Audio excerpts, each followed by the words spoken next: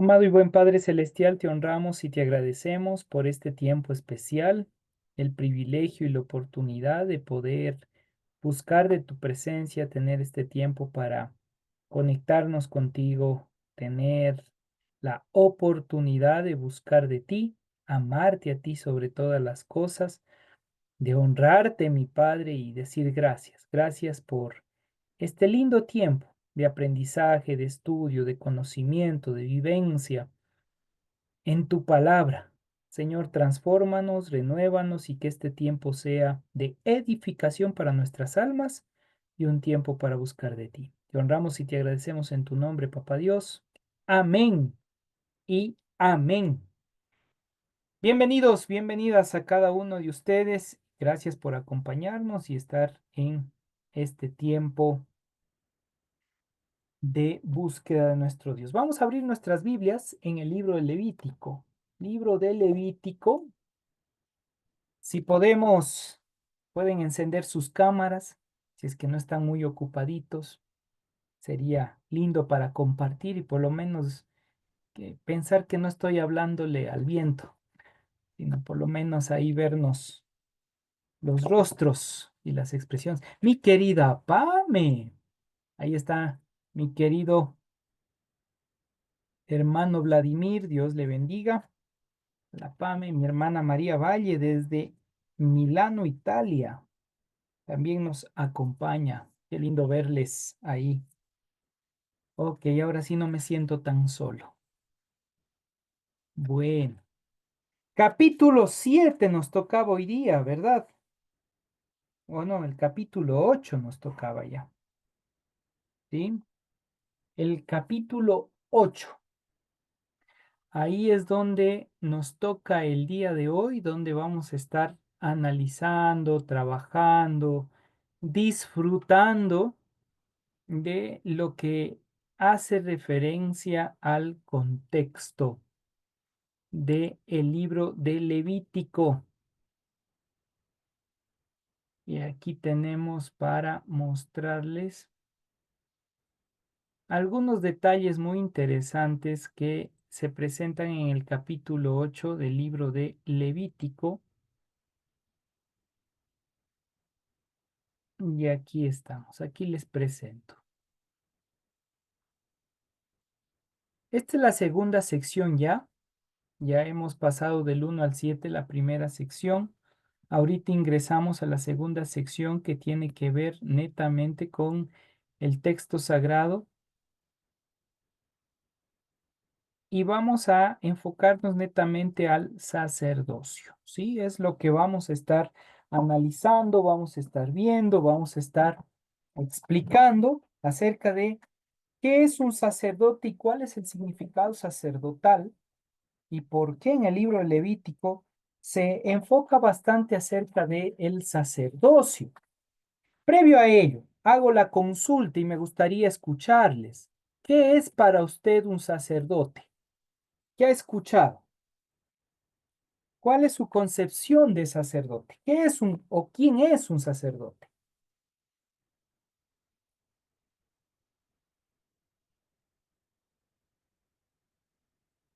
Nadie. Nadie me da una respuesta. Qué barbaridad. Para usted, ¿quién es un sacerdote? Paz, un sacerdote,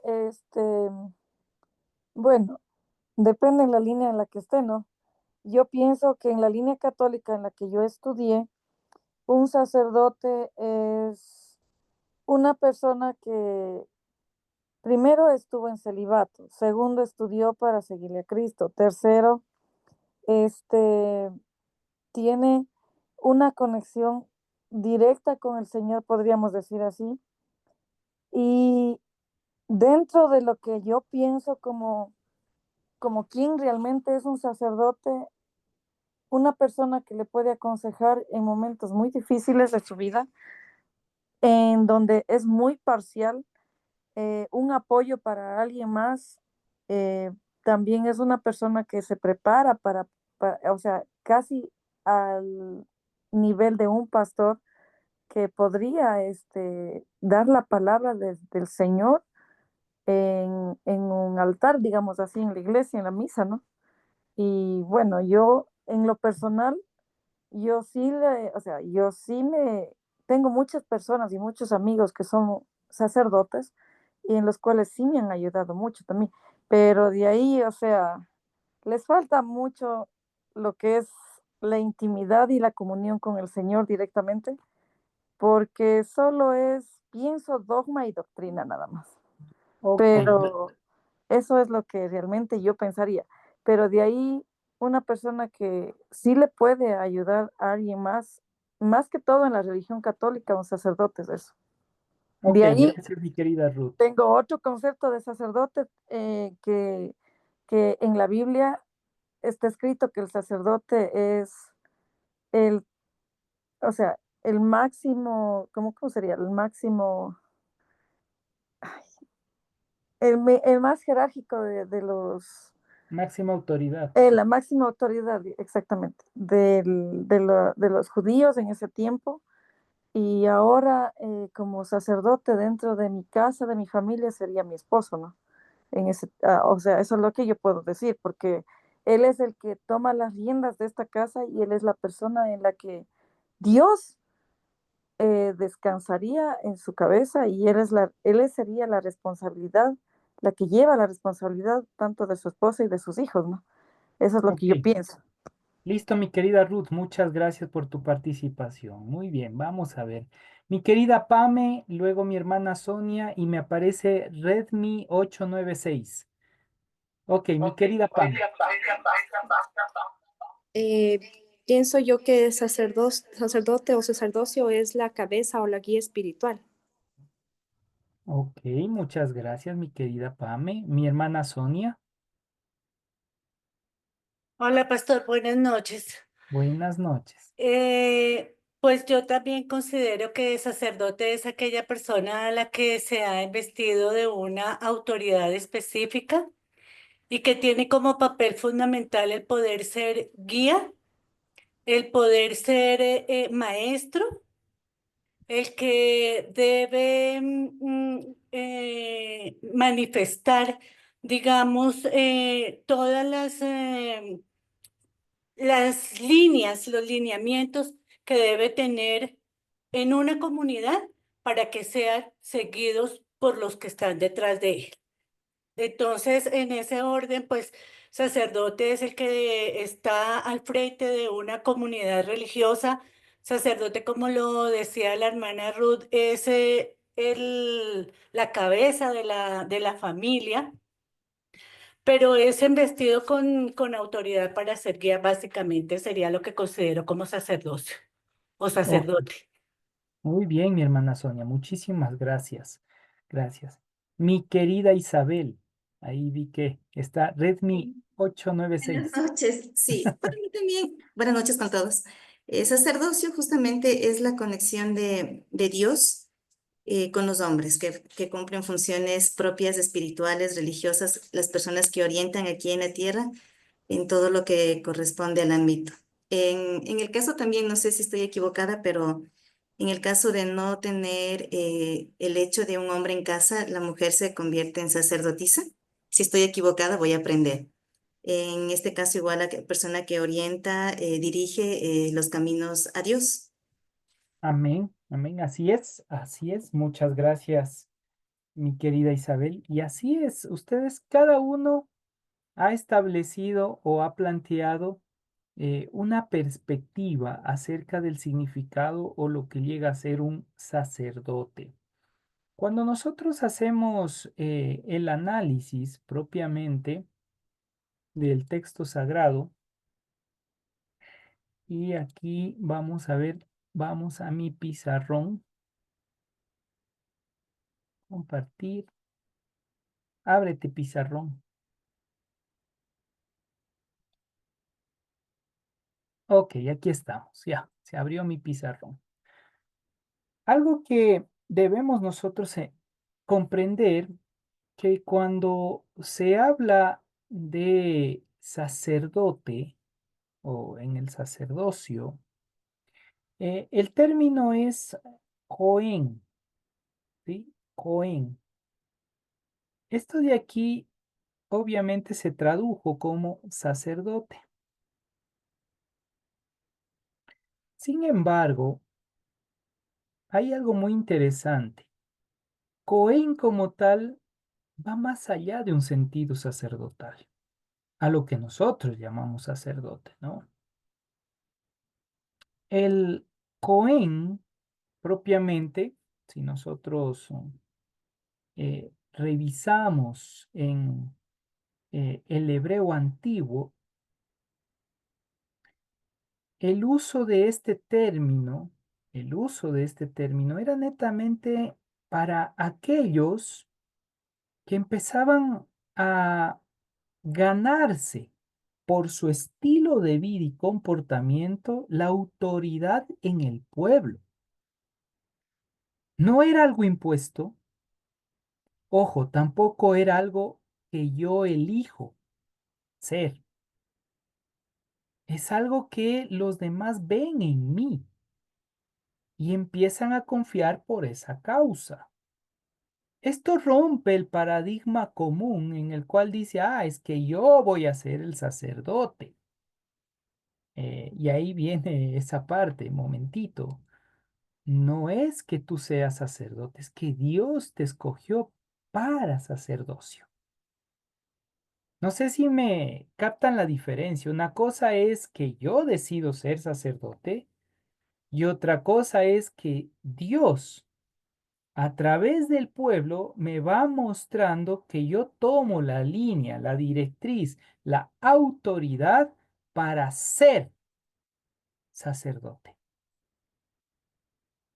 Dentro de la perspectiva que hemos aprendido, porque todos venimos de la tradición católica, y quizás algunos ya nacieron en cuna cristiano evangélica, pero la mayoría vienen de líneas católicas. El sacerdocio católico es algo que dicen yo quiero ser sacerdote. No porque alguien le guíe, no porque alguien le diga, ve, tú estás preparado para sacerdote o tú puedes ir a prepararte para un sacerdocio o el pueblo te escogió para ser sacerdote, sino que dicen yo voy a estudiar para ser sacerdote. Hay una gran diferencia a ser un sacerdote académico a ser un sacerdote escogido por Dios. Si llegamos en el primer punto desde la línea académica, lastimosamente podemos caer en algo. ¿Y qué caemos? Que sí, tendrá el conocimiento sacerdotal, pero le falta esa presencia en la cual Dios obra. Y ahí hay un conflicto. Y lastimosamente uno de los conflictos ha sido las encíclicas y los establecimientos de dogmas, entre ellos que se hace referencia a la castidad.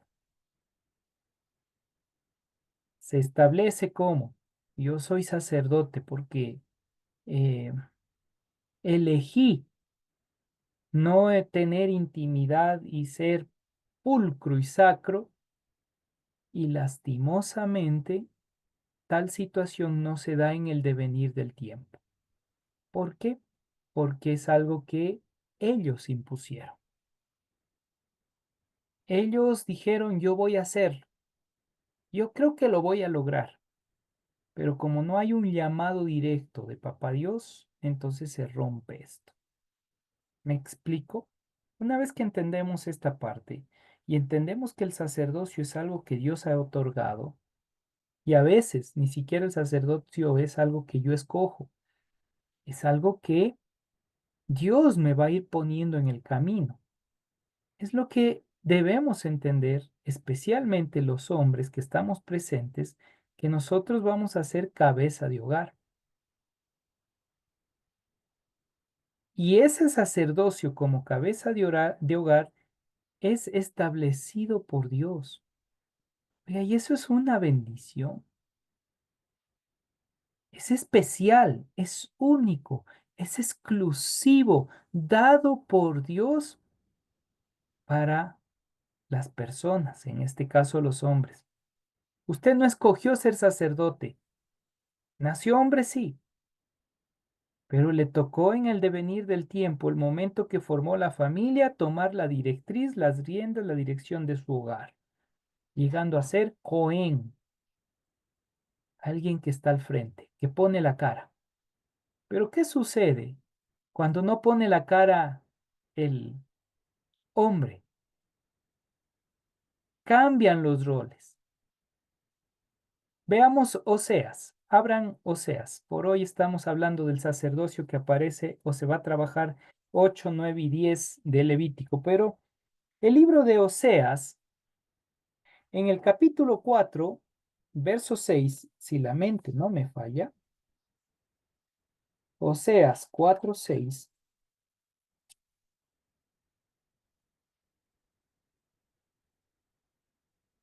Yo estoy utilizando la versión Dios habla hoy. Por cierto, ya están empezando la traducción, la TCB, el Antiguo Testamento. Ya iniciaron en este mes.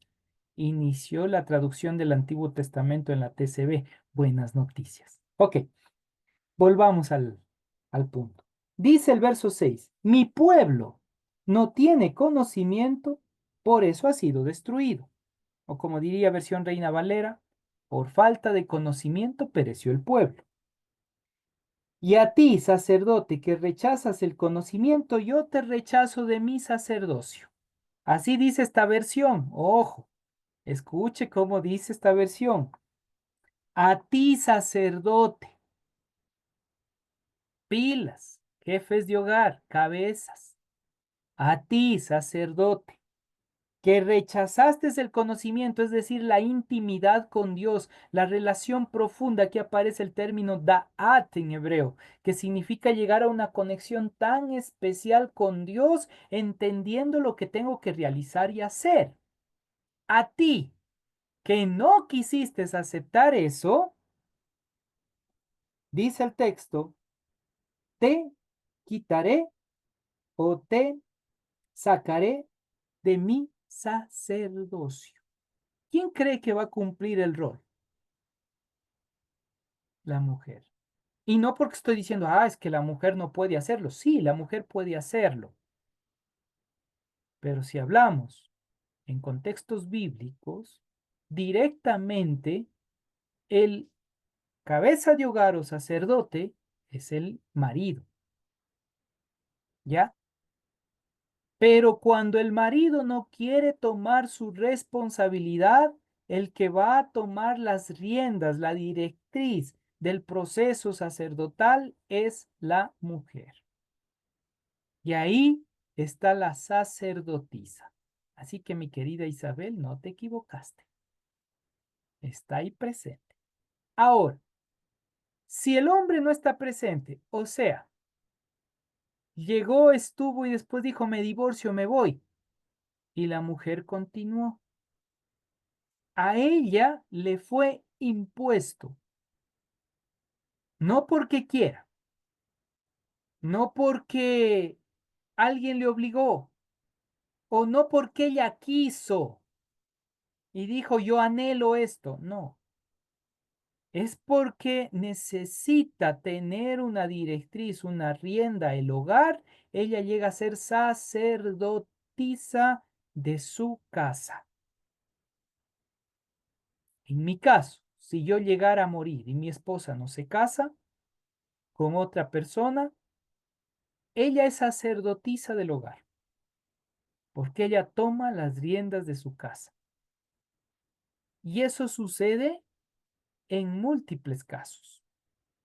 ¿Hasta cuándo? Hasta que vuelve a casarse, entonces otra persona, en este caso el marido, vuelve a tomar la directriz y los roles vuelven a tomar su origen. ¿Me explico? Sin embargo, si el hombre está presente y no toma su responsabilidad, ahí viene una distorsión del rol. ¿Quién sufre? La familia. ¿Me explico? ¿Por qué? Porque hubo un cambio de roles. Y esa es la causalidad. Por eso quise hacer hincapié el día de hoy sobre esta parte, porque es una parte fundamental. Entender el sacerdocio y si la mujer toma la directriz, ser sacerdotisa. Pero si hay hombre presente en casa, tome su responsabilidad. O sea, ¿saben qué? Maridos, la mejor manera de amar a sus esposas es ser responsable siendo sacerdotes de su casa. Y otra cosa, miren lo que dice aquí. En Oseas está diciendo, número uno, que por cuanto tú rechazaste esa intimidad con Dios, tu responsabilidad con Dios, yo también te quito del proceso. Oye, qué doloroso. Dios rechazando, porque claro, esta traducción nos dice, yo te rechazo de mi sacerdocio. Es decir, yo te hago, sácate de aquí, quítate de aquí. Y esa parte, ahí ese llanto y el crujir de dientes. ¿En qué texto bíblico dice eso? Les diré, no te conozco, malhechor, hacedor de maldad. Apártate de aquí. Ese es un rechazo sacerdotal. ¿En dónde está? Y escriban para verles en el chat, a ver si todavía están presentes conmigo o ya se durmieron. ¿En qué texto creen que está? Y yo lo he repetido varias veces eso. Muy bien, está en el libro de Mateo, capítulo. Ya, pónganle ahí a ver qué encuentran. Ok, luego, muy bien, capítulo 7, así es. Luego nos dice, escuche bien cómo continúa este texto. Yo te rechazo en mi sacerdocio, puesto que tú olvidas las enseñanzas de Dios, yo me olvidaré de tu descendencia, es decir, yo me olvidaré de tus hijos. Lo uno continúa con lo otro. Si un hijo mira a su padre que no toma la responsabilidad en el cuidado integral espiritual, ya vamos a hablar de eso, inmediatamente sus hijos también van a seguir la misma línea. Hijos o hijas. No van a querer tener esa relación con el Señor. Y eso es doloroso. Eso es triste. Eso es duro. Mi querido pastor Pablito, le escuchamos. Dios me lo bendiga, mi amado pastor. Un gusto saludarle y a todos mis hermanos. Bendiciones. Tengo una pequeña preguntita que en algún momento, bueno, pues pasé por este temita y aprovechando, ahorita usted toca Oseas 4:6, dice mi pueblo, hay algunas traducciones que dice muere, otras que dicen mi pueblo perece por falta de conocimiento. Amén. Y hablando en el tema del sacerdote, he escuchado muchos hermanos en Cristo que no lo juzgo, no lo juzgo, líderes de iglesias que dicen que no hay necesidad de aprender la Biblia porque, no sé, dicen que el Espíritu Santo te puede enseñar y todo lo que ya nosotros hemos escuchado, ¿no? Pero usted está hablando algo de intimar.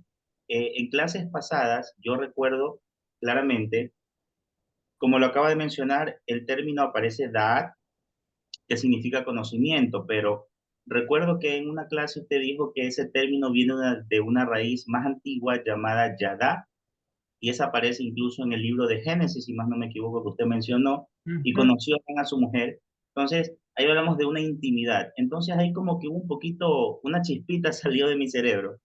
¿Qué equivalencia hay entre el conocimiento y la intimidad, según lo que dice el texto? Bueno, hablando de, en este caso como persona, o sea, esa pequeña preguntita tengo, mi pastor. Mi querido pastor, qué buena pregunta. Y a toda buena pregunta hay que darle su respuesta. Así dice mi profesor Yatensi. Entonces, algo muy lindo que se da. El término da'at, que es conocimiento, da'at también significa profundidad en conexión. Por eso tiene esa base en Yadá, que significa ser uno con, en intimidad, en relación. Cuando dice el texto, y Adán conoció a su mujer, que utiliza Yadá, ahí lo que en hebreo está haciendo referencia es que llegaron a ser tan íntimos que fueron uno, una sola carne, es lo que dice el texto, llegaron a ser uno porque dejó a su padre y a su madre y se unió a su mujer y llegaron a ser uno. Son uno solo porque se conocen tan bien, tan profundo. Llega un momento en el cual el hombre y la mujer llegan a tener esa intimidad que tan solo un gesto, una mirada, ya logra entenderle el uno al otro que desea. Y empiezan a entender y dicen, ah, estás enojado y el otro, no, no estoy enojado, ah, pero tu rostro dice otra cosa. ¿Estás así? Así. Ah, me quedó mirando. Ese es un ojito de coqueto, le hace un ojito ahí. Y ya conocen gestos, formas de decir las cosas solamente con la mirada, con la acción. Se conocen íntimamente al punto de que dice, verá, de seguro mi esposo le va a decir esto. Llega el esposo, le pregunta y le dice eso. Y después la mujer ya ve. O viceversa, porque se conocen también. Es una profundidad. Y Da'at significa llegar a esa intimidad tan profunda y especial con Dios.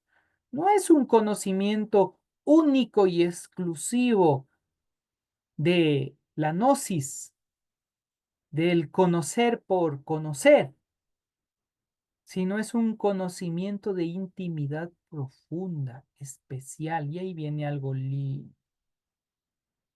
¿Cómo conocemos a Dios? Y unos dirán, ah, es que lo que Él me revela. Ok, ¿dónde está revelado? El Espíritu de Dios ha revelado. ¿Y qué? ¿Dónde está revelado? De acuerdo a la segunda carta de Timoteo, hay una revelación. Toda escritura es muy bien, mi querida Mafer, está enganchada a través de la palabra. Y esa es inspiración divina, la palabra de Dios. Entonces, ¿cómo conozco a Dios? Si alguien viene y dice, solo escuche y mire la lógica. Si alguien dice, el Espíritu de Dios me ha hablado y es suficiente para yo hablar. Ok. ¿Y cómo está seguro que fue el Espíritu de Dios el que le habló si no revisa a la luz de lo que está inspirado y ya establecido? ¿Qué certeza tiene de que realmente Dios le habló? ¿Me explico? Entonces, la inspiración divina es el Espíritu de Dios en mí ayudándome, como dice mi querido pastor Pablo, dándome la chispita al conocimiento que ya he adquirido al estudiar las sagradas escrituras. Oiga, qué hermoso. Cuando estudié epistemología con el doctor Yatensi, nos dijo lo siguiente. Mijitos, Dios no se mueve en una mentira. Y si tú te inventas algo que no está en las sagradas escrituras, ya mentiste. Entonces, ¿cómo esperas que Dios se mueva en lo que acabas de mentir? Por eso es importante conocer las escrituras para que no se vuelva una mentira. Increíble. Mi querida Pame, espero, mi querido Pablito, haber respondido la pregunta. Una consulta. ¿Qué pasa si en un hogar el padre no quiere la responsabilidad del sacerdocio y la madre tampoco? ¿Qué pasa? ¿Quién toma la cabeza del sacerdocio? Se derrumba la casa. ¿Qué? Literalmente se destruye. Ahí se produce algo que se llama obscuridad, maldición. Porque la maldición viene de José, José, obscuridad. Y la oscuridad como tal significa que ninguno de los dos quiere tener responsabilidad, no hay luz. ¿Qué va a suceder? Destrucción plena de los hijos y de ellos como esposos, porque ninguno de los dos está tomando la guía, la instrucción, el camino para que empiece a tener sentido. Y cuando no hay sentido, el ser humano no puede avanzar. Si no existe sentido, ¿qué es lo único que hace? Destruirse. No lo digo yo, lo dice Víctor Frank en El hombre en busca de sentido. Entonces, eso es lo que sucede.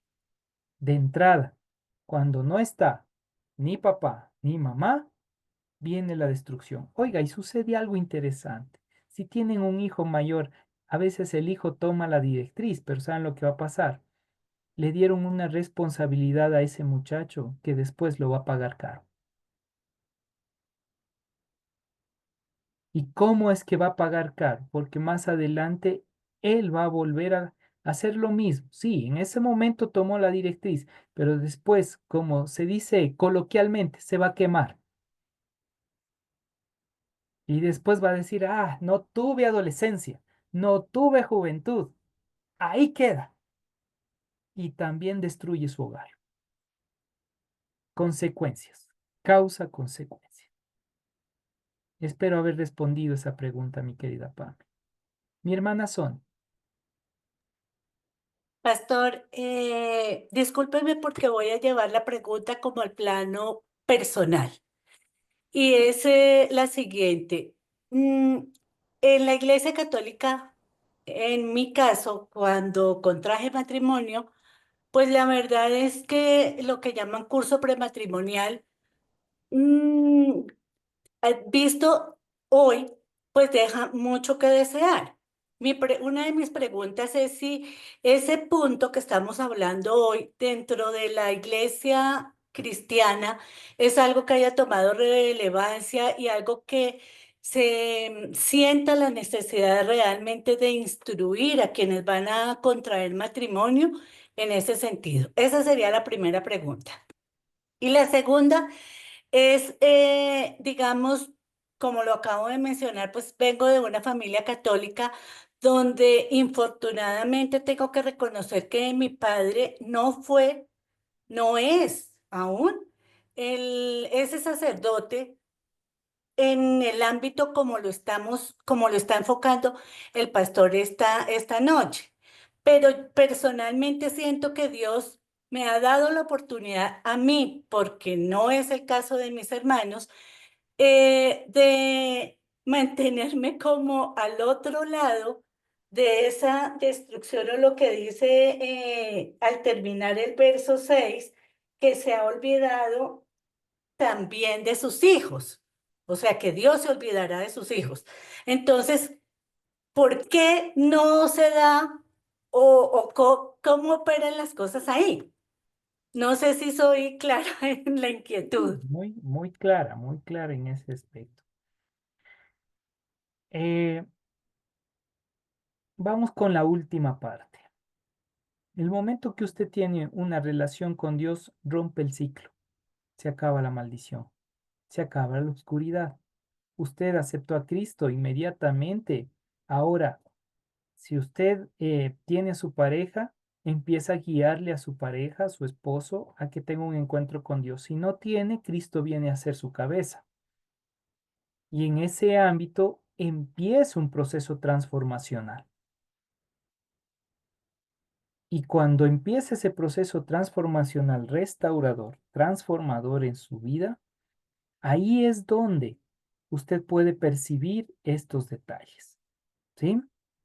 Entonces ahí es donde cesa, terminó, se rompió, ya no hay más obscuridad, no hay más tinieblas, porque eso es Hoshej. Hoshej es tinieblas, obscuridad, maldición, que significa falta de entendimiento de la conexión con Dios.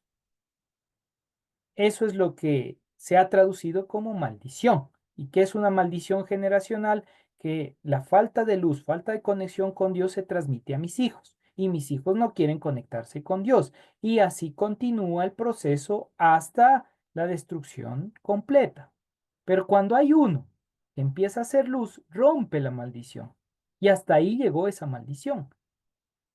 Por eso es que el mismo texto en el libro de Oseas va a decir, ya la maldición del padre no lo llevará el hijo y la maldición del hijo el padre. Perdón, está en Malaquías.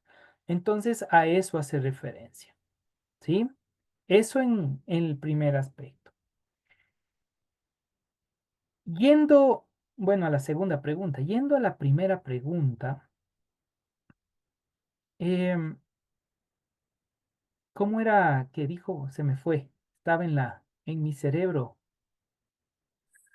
Pues mi pregunta básicamente era, pastor, si hay un enfoque Ah, específico ya. para Ok. hablar de ese tema.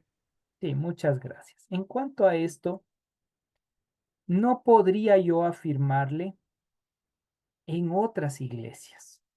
No podría darle a conocer. Por una causa, no he tenido la oportunidad de hablar con las personas sobre este tema de que si ha hecho o no ha hecho un prematrimonial, que hablaron en el prematrimonial, le comentaron sobre estos detalles en un prematrimonial. No he tenido esa oportunidad. Entonces, mal haría yo de juzgar generalmente y decir las iglesias cristiano-evangélicas no cumplen o cumplen este detalle, ¿sí? En la línea católica entiendo que se da un proceso, pero de la misma manera, no sé cómo sea. Ahora, lo que sí le hablo desde nuestra iglesia. Como comunidad cristiana Dati Dulce Refugio, yo doy los prematrimoniales. Y en los prematrimoniales yo hablo directamente de estas cosas y confronto estas cosas. Y ojo, lo que digo a las personas que llegan a casarse en nuestra iglesia. De hecho, ya he casado a dos parejitas. Hasta ahora siguen juntas, entonces tengo buena mano. Ahora bien, lo que yo sí hago con ellos es confrontarle a su realidad y de entrada les digo, el prematrimonial no es para casarse. El prematrimonial es para saber si estoy listo para casarme o no estoy listo para casarme. ¿Sí? A veces la gente llega con la concepción de que, el prematrimonial es para casarse. No, el prematrimonial es como decir el último filtro, la confrontación a la realidad. Si realmente yo estoy preparado y listo para el matrimonio. Y ahí vienen confrontaciones directas con, uno, los roles dentro del hogar, ¿sí? La parte material que tiene que ver con la economía. La parte físico-sexual, que es la confrontación, ¿sí? La parte emocional y lo que tiene que ver con la parte espiritual. Esos puntos que vienen y son topados dentro de el prematrimonial es justamente para confrontarles y saber si están listos para el proceso. Eso yo sí lo hago. Y lo he hecho con las parejas con las que me ha tocado el proceso nupcial. Hasta ahora no han dicho no, quizás llevado en la emoción continuaron, pero les preparo para el proceso, porque es lo que les viene. El momento del matrimonio es un cambio que muchos no están preparados para eso. Y por eso entran en crisis, a los 3 meses se divorcian. Y hay otros que adelantan los procesos. Como dicen, van y comen el pan antes del recreo. Ya de entrada ingresaron en crisis y hay que sanar eso primero. Y una vez sanado esa parte, entonces se puede avanzar. Ya. Siendo así rápido por mi querido pastor Pablo, tiene que ver el ámbito espiritual, emocional, físico, sexual y el ámbito material o económico. ¿Sí? Son los puntos claves en este ámbito. Ok. Espero, mi hermana Sonia, poder o haber respondido en algo, por lo menos su consulta. Total, Volviendo al, pastor, muchas gracias. con gusto. Volviendo al tema. Entonces, en Oseas dice que literalmente por desconocimiento de la palabra, adiós a los hijos. Se olvidará de nuestros hijos. Entonces, cambia los roles. Primerito, le quita el sacerdocio y en segunda instancia, los hijos pagan consecuencias. Obviamente, ¿por qué es una consecuencia? Porque no ven a un padre tomando su responsabilidad y tomando la línea sacerdotal. Obviamente. Entonces, los hijos crecen, cada hijo toma su decisión, cada hijo es diferente, cada mente es distinta. A veces nos sorprenden y uno dice, pero mira cómo es el padre y ve este ejemplo de vida y todo lo demás. Son excepciones. No todo va a actuar de la misma manera, pero sí hay que evitarlo, como dice el texto sagrado, reconociendo uno cuál es su rol. ¿Sí? Ahora volvamos nuevamente a Levítico. En el capítulo 8, acerca de la investidura de los primeros sacerdotes, hay una consagración. Oiga, y aquí entra otra palabrita. Consagrarse. ¿Qué es la consagración? Hemos visto ya un poquito sobre el sacerdocio, pero ahora la pregunta es, ¿qué es la consagración? Consagración es un término en latín, ¿sí?, que se utiliza para la consagración. Y consagración significa hacer puro algo que está impuro. Viene siendo casi como un proceso de separación, similar a Kadosh, que Kadosh es santo en hebreo. Y los que están en la universidad ya explicamos acerca de Kadosh. ¿Qué significaba Kadosh? Puro, cubrirse plenamente, en el cual yo permito que Dios me cubra para vivir su voluntad. Oiga, qué lindo, eso es consagrarse. Consagrarse significa yo permito que Dios cumpla su voluntad en mí, siendo yo responsable de lo que me toca hacer. Eso es una vida consagrada. Si yo permito que Dios obre en mí y Él haga lo que tenga que hacer en mí, me estoy consagrando a Dios. Estoy empezando una nueva vida. Y vivir esa nueva vida, esa es la línea de consagración. Claro, aquí viene una pregunta que usted y yo tendríamos que hacernos. ¿Qué tan consagrado estoy a Dios? O sea, ¿qué tanto yo he permitido a Dios que obre en mí y yo empiece a vivir responsablemente su voluntad? ¿Qué tan responsable soy? Porque si ya empiezo a entender la línea sacerdotal en mi vida, ya empiezo a tomar la línea. Hablemos en el caso de las mujeres, como sacerdotisa en su vida, usted tiene que empezar a tener una vida en consagración. Y aquí no hablo de celibato, por si acaso. Aquí lo que hablo es netamente de una vida para Dios. Esto no indica de que ahora tenemos que enclaustrarnos, ser monjes, ser monjas, porque eso es estar consagrado. No, porque la verdadera consagración es pulida en el diario vivir, cuando las cosas se dan comúnmente. Y hay alguien que lo expresa de la siguiente manera. Claro, ellos lo toman desde otro ámbito, pero me encanta a mí utilizar eso para explicar. Para estudiar profundamente el texto sagrado y entender esa línea y vivir la consagración en un nivel, pero de eso lo más alto, una persona tiene que estar casada. ¿Sabe por qué? Porque si usted no está casado, no va a entender lo que significa que la otra persona le pule, la otra persona le saca chispas. Entonces, ¿cómo usted puede explicar al otro que está pasando esa realidad y usted ayudarle y decirle, tienes que consagrarte a Dios, tienes que vivir la voluntad de Dios aunque te saquen chispas, aunque te estén puliendo? ¿Cómo lo va a decir? Y aunque usted esté casado, por lo menos tiene que vivir el primer año. ¿Sabe por qué? Con su pareja. ¿Sabe por qué?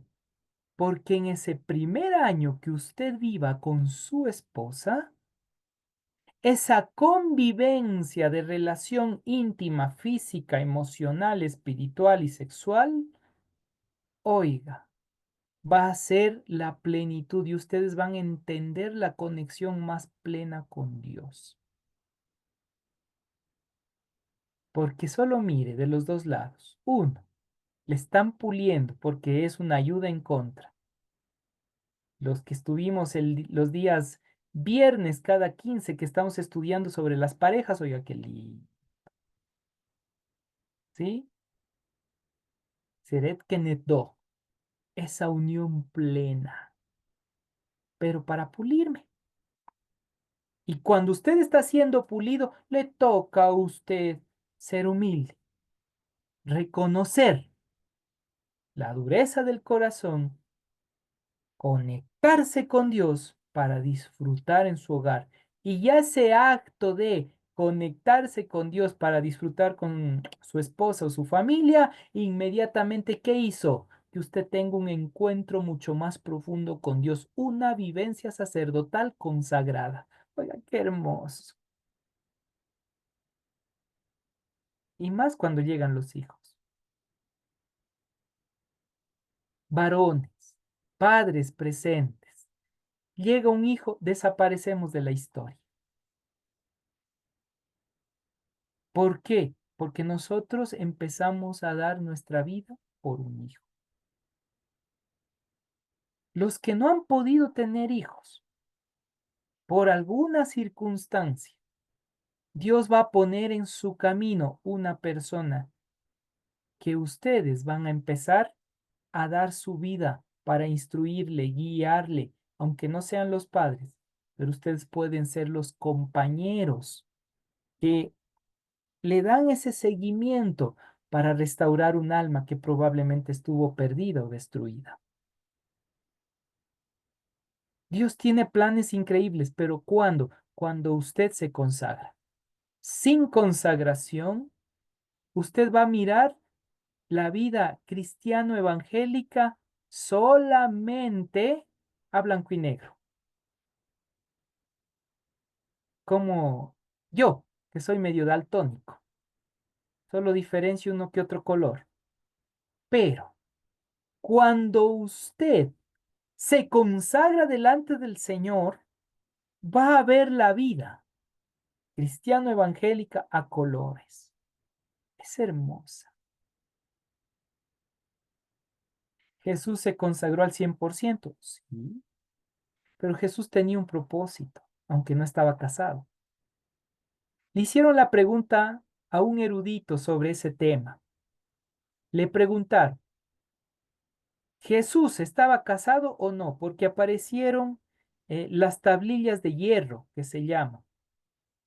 Si la mente no me falla, estaba aproximadamente a inicios del siglo XIX cuando hallaron esas tablillas, si la mente no me falla. Y en esas tablillas hablaba algo de que Jesús estaba casado y por eso sale, ¿cómo es este Brown, el que escribió el Código Da Vinci? Hablando acerca de que María Magdalena era la esposa de Jesús. Entonces, le hicieron esa pregunta a este erudito y él respondió algo que, en mi parecer, es la respuesta que nosotros debemos entender. ¿Cuál era el propósito de Jesús? ¿Tener una familia? La respuesta es no. Él tenía una causalidad. Y miren desde el otro lado. Si Jesús hubiese venido sabiendo que iba a morir en la cruz, porque él sabía los procesos, incluso él lo dijo, me es necesario ir a Jerusalén porque ahí voy a morir. Él sabía. Qué irresponsable hubiese sido de parte de Jesús tener una familia y saber que voy a morir para dejarle viuda y huérfanos, que era lo que él más atacó a todo el proceso de Israel, porque no veían ni a viudas ni a huérfanos. No había justicia social. Dejar a su familia abandonada a la injusticia social que había en ese tiempo, eso era inhumano. Entonces, Jesús no se casa, no porque no haya podido, no porque no quiso, sino porque él sabía cuál era su propósito de existencia. Y su consagración en ese ámbito se manifiesta para que usted y yo tomemos una decisión. Si sabe usted cuál es su propósito de vida, dé su vida por ello. Conéctese con Dios a esos niveles. Y vuelvo y repito, seremos pulidos cuando estemos casados. Y ahí nos consagramos. Espero haber planteado un poquito mejor todo este lineamiento. Entonces, dice el capítulo 8, para que no digan que no se ha leído Biblia. Verso 1. El Señor se dirigió a Moisés y le dijo, verso 2, toma a Aarón y a sus hijos y toma además las ropas sacerdotales, el aceite de consagrar, el becerro que se sacrifica por el pecado, los dos carneros y el canastillo de panes sin levadura y reúne a toda la comunidad a la entrada de la tienda del encuentro. Moisés hizo lo que el Señor le había ordenado y la comunidad se reunió entrando en la tienda del encuentro. Bueno, en este caso el tabernáculo, ¿no? Entonces Moisés dijo a la comunidad, esto es lo que el Señor ha ordenado que haga. Luego hizo Moisés que Aarón y sus hijos se acerquen y les lavó en agua. Después le puso a Aarón la túnica, le ajustó el cinturón, lo vistió con la capa, luego le puso encima el efod y le ajustó con la misma cinta del efod. Luego le puso encima el pectoral y en el pectoral puso urín y turín. Luego le puso el turbante en la cabeza y sobre él, por la parte de enfrente, colocó la placa de oro que se consagra como sacerdote, tal como el Señor le había ordenado, proceso sacerdotal. Todo lo que ahí está presente, todo lo que ahí está, tiene un significado hermoso. ¿Sí? La túnica, el cinturón, la capa, el efod, pectoral, urim, turim, todo tiene un sentido en la existencia de nuestras vidas que es increíble. Mi hermano Vladimir, veo que levantó su manito, si no estoy equivocado. Sí, pastor, muchas gracias. Estaba escuchando lo que usted manifestaba en cuanto a la consagración y que uno tiene que estar casado, pero esa consagración viene ya incluida, llamemos así, en la ceremonia del matrimonio, o es una cosa adicional que nosotros como hombres tenemos que hacer ahí estoy, si me ayuda por favor para completar el sentido para terminar esa consagración. Ya, usted inicia el proceso, puede iniciarlo a partir de los 12 años cuando ya desarrolla una mente mucho más razonante. Entonces, ya cuando llega a los 25, que se cierra propiamente la parte cognitiva, un cerebro ya madura, usted ya tiene claro el panorama. ¿Qué quiero decir? Que desde los 12 años usted empieza a prepararse para una consagración. De hecho, cuando se hace bar mitzvah y bat mitzvah, inmediatamente usted está reconociendo que Dios es el único soberano y el que estableció el mandamiento para la vida. Entonces empiezo a tomar ese proceso para mi vida. Ya estoy haciendo un primer paso de consagración. Pero la cúspide del proceso viene siendo en el hogar, porque en el hogar es el único sitio, el único lugar donde usted es tal como es. Porque en la iglesia puede engañarme y puede engañar a Dios, entre comillas, intentar engañar a Dios. Pero cuando está en casa, ¿qué dicen los hijos y la esposa o los hijos y el esposo? Tú eres así. Y es como se presenta. Entonces, la consagración, en vez de estar consagrado, está viviendo una hipocresía. Porque en un lado está siendo una persona y en otro lado otra. Por eso el matrimonio es el filtro más fuerte para ese momento de consagración. Ahora, para que quede claro, que si yo no me casé, si usted no se casó, dicen los eruditos en ese ámbito, Dios le dio el don para quedarse sin casarse. Y ese don de la abstinencia es lo que ya le consagra a usted, porque es su lucha. Es algo que usted va a vivir luchando internamente. Y la soledad que usted va a vivir, ¿por qué?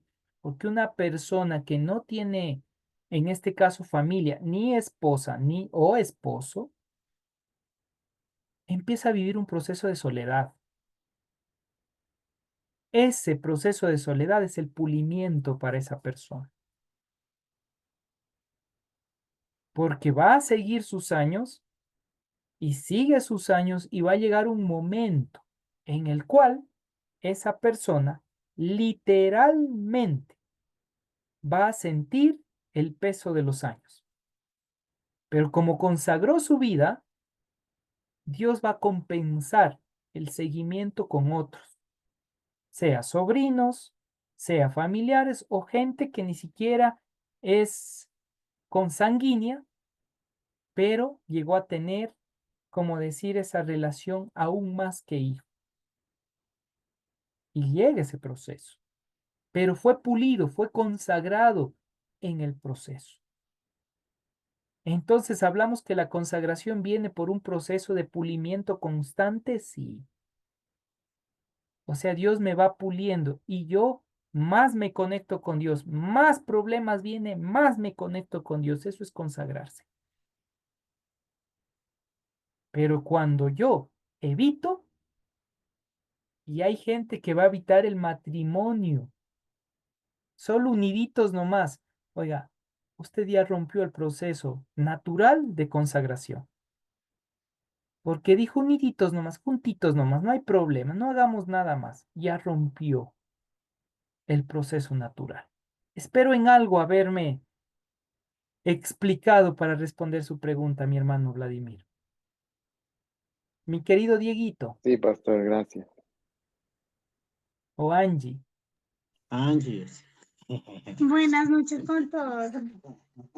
Sí, pastor, me generó una duda ahorita que justamente usted estaba conversando acerca del tema del matrimonio, pero esto aplicaría únicamente para lo que es el matrimonio de tipo eclesiástico o entraría también dentro de este, ¿cómo decir?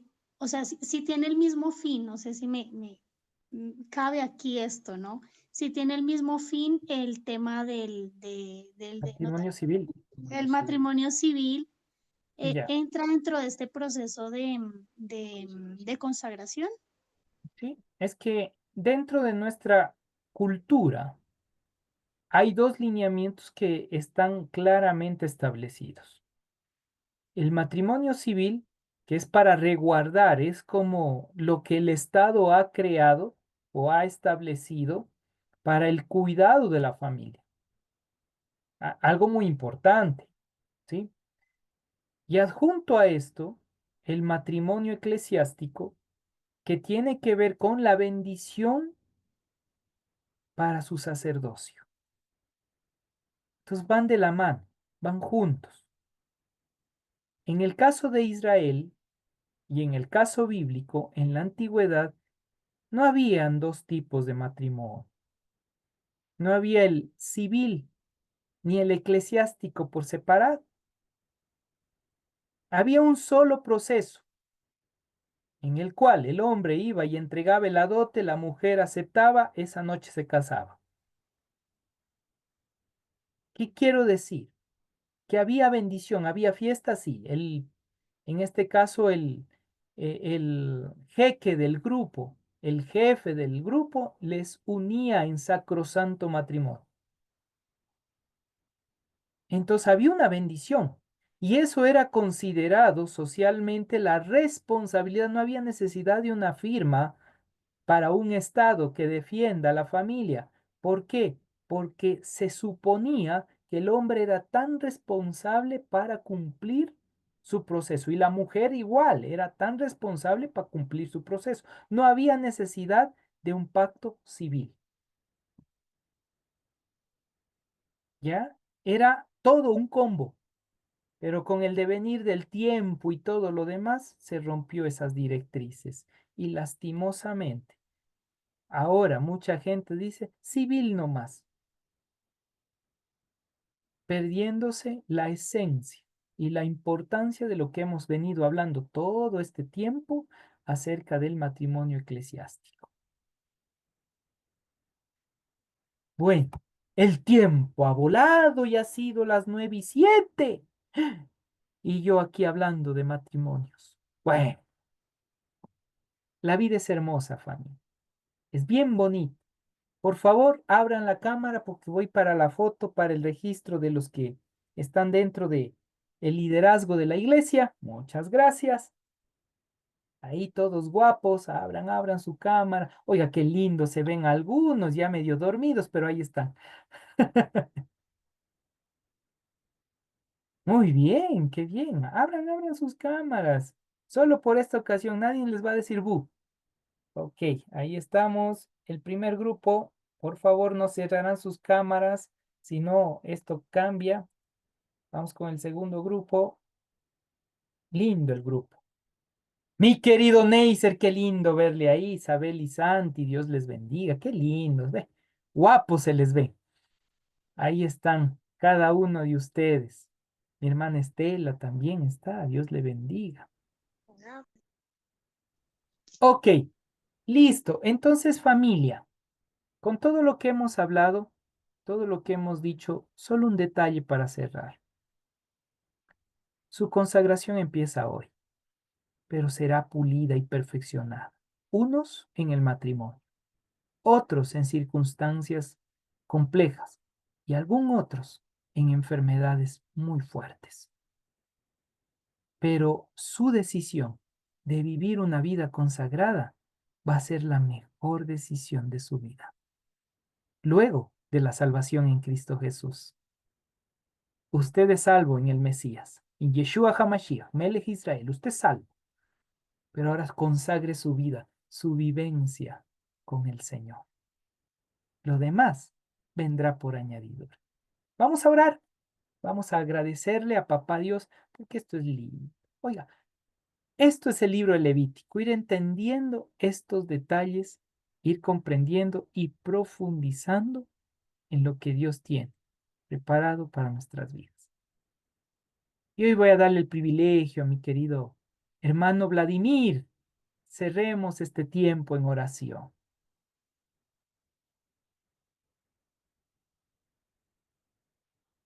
Ahí ábrale nomás su micrófono.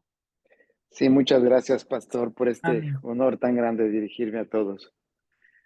Padre bendito, te agradecemos por esta noche de aprendizaje, Señor, de haber aprendido más de ti, de haber aprendido un poco más de tu sabiduría, Señor, que necesitamos tanto. Bendice, Señor, las enseñanzas que siempre recibimos del pastor, de toda esa buena voluntad, ese buen corazón que siempre tiene para todos nosotros, Señor. Síguele bendiciendo con sabiduría y todo para que nos pueda guiar de la mejor manera, Señor. Y a nosotros, Señor, los que le seguimos a ti a través de él, sigue abriendo nuestras mentes, nuestros corazones, Señor, para seguir aprendiendo más de ti, para justamente llegarnos a consagrar como en esta noche hemos hablado, hemos aprendido, Señor. Sabemos que especialmente los que somos jefes de hogar, que queremos consagrarnos a ti, bendito Padre, para que nos ayudes a guiar, a encaminar nuestro hogar hacia ti, bendito Padre, porque tú eres el único, a ti eres el único a quien debemos todo, bendito Padre, y te agradecemos por esa bondad, por ese amor, por todas esas cosas lindas que nos das cada día, por esas bendiciones, bendito Padre. Ayúdanos a entender la forma en que que nos quieres consagrar a cada uno de nosotros, Señor, para pegarnos a eso y seguir avanzando, Señor, junto a ti, bendito Padre, porque te necesitamos, Señor. Necesitamos que estés junto a ti, junto a nosotros, perdón, junto a nosotros para guiarnos en cada decisión, en cada cosa que vamos caminando, bendito Padre. Es importante, Señor, y abrimos nuestro corazón para que tú reines en nosotros, Señor, y nos ayudes cada día, cada minuto, Señor, cada instante que necesitamos de ti. No te alejes, bendito Padre. Bendícenos, ayúdanos. Ayúdanos en cada una de las peticiones también que tenemos a nivel personal, Señor.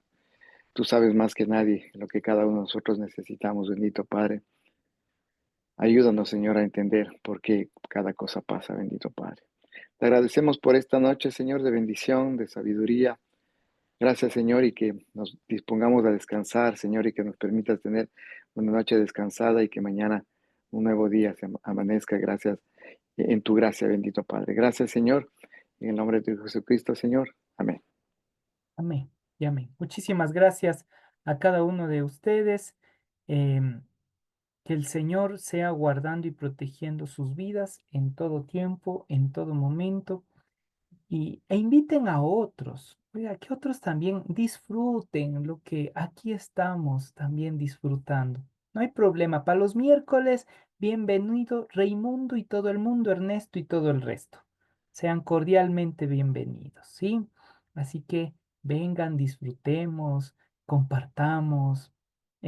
Son momentos tan lindos y únicos, únicos, porque eso nos lleva a esa relación íntima y profunda con el Señor. ¿Sí? Por lo demás, un abrazo fraterno, que tengan una bendecida noche, duerman rico y si tienen su esposita, ahí dele un abracito y duerman juntitos los dos. Disfruten este tiempo. Pasa rápido y el tiempo vuela y nos tocará dejar este mundo. Y nos vamos a arrepentir de muchas cosas que no hemos podido compartir con esa persona que Dios ha puesto a nuestro lado.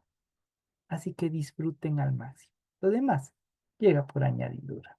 Bendiciones y estamos en contacto. Abrazos. Shalom Buenas Aleichem. noches, bendiciones. Buenas noches a todos.